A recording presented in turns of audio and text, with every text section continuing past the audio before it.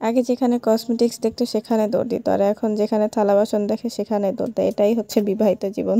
আজ বের হলাম খুলনা নিউ মার্কেটে যাওয়ার উদ্দেশ্যে, কারণ আমার বোনের জন্য সারপ্রাইজ ছিল। তার হাজবেন্ড তার জন্য কিছু একটা গিফট পাঠিয়েছে। আজকে ফুচকা খাওয়ার প্ল্যান আছে, কিন্তু আমার বোন বলে সিলেটের ফুচকা নাকি অনেক মজাদার।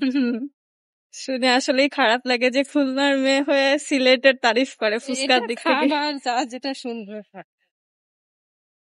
খায়ে দেখতে হবে, তারপরে বলতে পারবো। আজকের দিনটা ছিল একেবারেই অসাধারণ, একদম সাদামাটা একটি দিন হতে চলেছে। কিন্তু জানতাম না এটা আমাদের জন্য কতটা বিশেষ হয়ে উঠবে। বড় বোনকে নিয়ে যখন খুলনা নিউ মার্কেটের দিকে রওনা দিলাম, মনে মনে তখন এক ধরনের উত্তেজনা কাজ করছিল।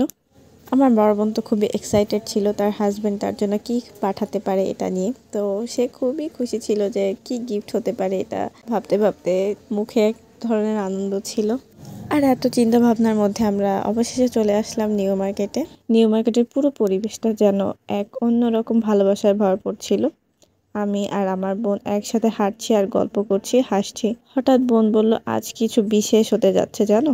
আমি তো শুনে অবাক। আমিও এই বিশেষ জিনিসটার অপেক্ষা করছিলাম যে আসলেই কি বিশেষ হতে পারে। ভাবতে ভাবতে অবশেষে চলে আসলাম কুরিয়ার সার্ভিসে। কুরিয়ার সার্ভিসের অফিসে এসে পৌঁছালাম। একটু অপেক্ষা করতে হলো, কিন্তু তাতে কি, সেটি ছিল একেবারে আমাদের গল্পের মজা। কিছু কিছু সময় অপেক্ষা করতেও খুবই মজা লাগে। আমার বোন খুবই এক্সাইটেড ছিল আসলে তার জন্য কি গিফট হতে পারে। তো এখন তার পার্সেলটা পাওয়ার অপেক্ষায় রয়েছে। সে পার্সেলটা পেয়ে খুবই হ্যাপি। এভাবে প্রতিটা মেয়েই হাজব্যান্ডের কাছ থেকে গিফট পেতে খুবই পছন্দ করে। হাতে যে পার্সেলটা পেল সেটা আসলে ছিল মোবাইল ফোন। তো মোবাইল ফোন পেয়ে সে খুবই হ্যাপি। তার মোবাইলটা একটু সমস্যা ছিল, এর জন্য হয়তোবা তার হাজবেন্ড তার জন্য মোবাইল ফোন পাঠিয়েছে। এখন এটা সে খুলে দেখবে। মোবাইল খুলে যখন সেটার স্ক্রিনে তার হাতের ছোঁয়া পেল, তার মুখে যেন হাসিটা ফুটলো, তা তো কল্পনাতেই ছিল না। মোবাইলটি পেয়ে সে খুবই খুশি ছিল। তো মোবাইল পেয়ে ওপেন করার পরে আমরা চলে গেলাম নামাজ পড়তে। নামাজ পড়া শেষ হয়ে আবার বের হয়ে পড়লাম। মিয়াপুর এটাই হচ্ছে প্রমাণ, বিবাহিত যে কোনো মানুষ দেখলেই বুঝবে। ফাইটগুলো দেখ। দেখলাম, ভালো লাগে। আগে যেখানে কসমেটিক দেখতো সেখানে দৌড় দিত, আর এখন যেখানেই থালা বাসন দেখে সেইখানে দৌড় দেয়। নিবি, তোর ইচ্ছা।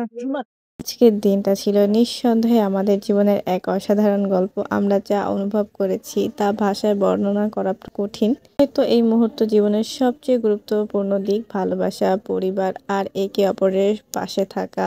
এই স্মৃতিগুলো হয়তো চিরকাল আমাদের সঙ্গী হয়ে থাকবে।